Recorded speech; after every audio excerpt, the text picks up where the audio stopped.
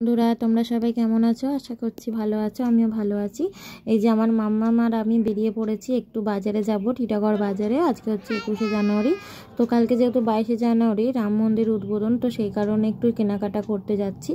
তো দেখো এটা হচ্ছে টিটাগড় বাজার। এখানে দেখো কত সুন্দর আলোকসজ্জা সজ্জিত করেছে, লাইটিং বক্স, গান বাজছে। যেহেতু তোমরা জানো গানটা দিতে পারবো না, তো সেই কারণে ওটা দিতে পারিনি। আর এখানে এই জামাটা আমার খুব পছন্দ হয়েছিল, তাই আমি দেখছিলাম।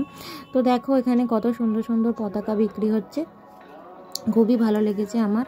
তো এবার আমি একটু ফুল কিনে নেব, তো যাচ্ছি ফুল কিনতে। তো চলো, এই যে আমি এখানে ফুলের মালা একটু কিনে নিলাম। এবার একটু মাটির প্রদীপ কিনে নেবো, যেহেতু কালকে প্রদীপ জ্বালবো, সেই কারণে। কালকে তো একটা ছোটো ছোটো দিওয়ালি, তাই না বন্ধুরা?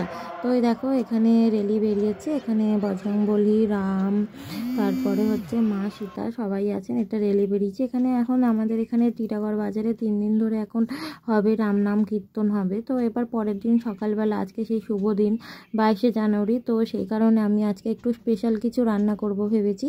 সেই কারণে আমি আজকে বাসন্তী পোলাও করছি, দেখতেই পাচ্ছ। বাসন্তী পোলাও করে হয়ে গেছে আমার, দেখো কত সুন্দর ঝরঝরে হয়েছে। আর একটু কষা কষা আলুর দম করে নিয়েছি। তো এখন হচ্ছে সন্ধ্যাবেলা, প্রদীপ জেলে নিয়েছি।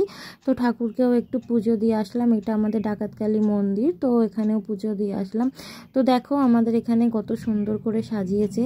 তো আজকে দেখো বাচ্চারা পটাকা ফাটাচ্ছে, তো মনে হচ্ছে আজকে আবার দিওয়ালি হচ্ছে।